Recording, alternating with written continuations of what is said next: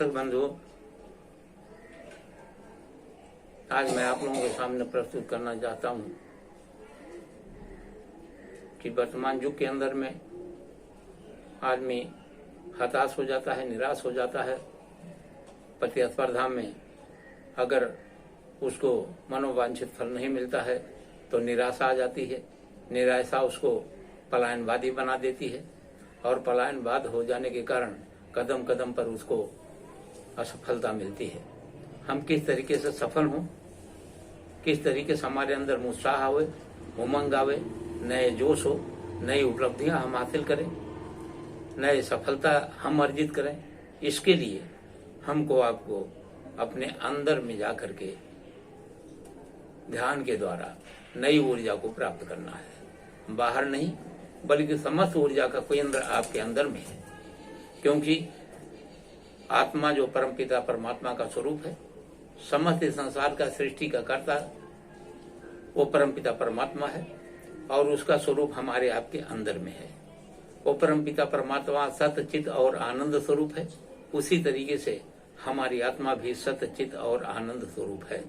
पर इन कामों के अंदर में, उन उलझनों के अंदर में, इन विवादों के अंदर में और इस तरीके के करण संघर्षों के अंदर में हम अपने उस शून्य स्वरूप को, आत्म स्वरूप को भूल गए हैं। इसके लिए हम परेशान होते हैं। हमको अगर नई ऊर्जा प्राप्त करना है, नई ऊर्जा के द्वारा नया उत्साह हमारे अंदर में आएगा, नई उमंग हमारे अंदर में आएगी और उसके लिए सबसे आसान तरीका है कि अपने अंतर जगत में प्रवेश करके और अपनी मन को नया ऊर्जावान बना करके और नए ताकत के साथ में इस संसार के अंदर में आवे और हर संघर्षों का मुकाबला करें।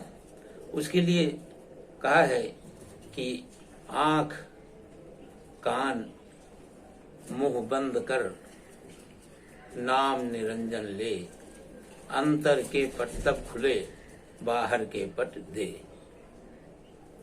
आंख कान और मुंह इसको बंद करके और अंदर में हम उस परम पिता परमात्मा का स्मरण करें।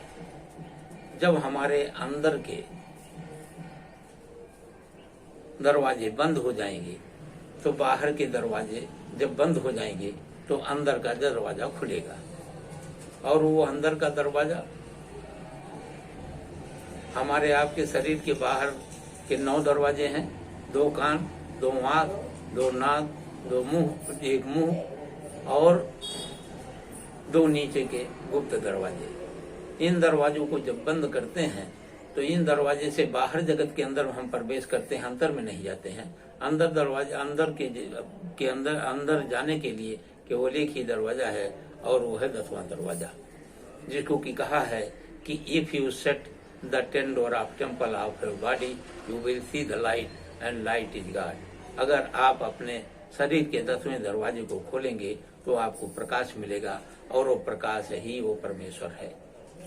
उस प्रकाश को पाने के लिए हमको अपने अंतर जगत में प्रवेश करने के लिए जो हमारे विचारों को आंदोलित करता है, जो हमारे मन को भ्रमित करता है, जो हमारे मन को एकाग्र नहीं होने देता है, ये बाह्य जगत की ये ध्वनियां हैं, ये आवाजें हैं, हमारे विचार है, हमारे चिंतन है, जो कि बाहर की दुनिया में बार बार ले जाते हैं। हम आंख को बंद करते हैं, कान को बंद करते हैं। आंख को अगर बंद किया तो मुंह दो नयन कतहु कछु नाही।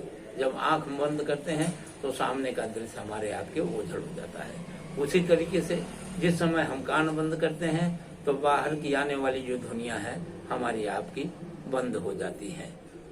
अंतर में हम उस समय जब उस परमपिता परमात्मा के नाम का चिंतन करते हुए उसका स्मरण करते हैं तो हमारे अंदर जगत में धीरे धीरे प्रवेश करते हैं। जब धीरे धीरे प्रवेश करते हैं, मन एकाग्र होता है तो अंत में हम एक केंद्र बिंदु पर, पहले तो हमारा ये शरीर के एक एक रोम के अंदर में प्राण हमारा आपका बिखरा हुआ है उस प्राणों को समेटा जाता है और प्राण को समेट करके ले आकर के दोनों आंखों के मध्य एक स्थान पर केंद्रित करते हैं।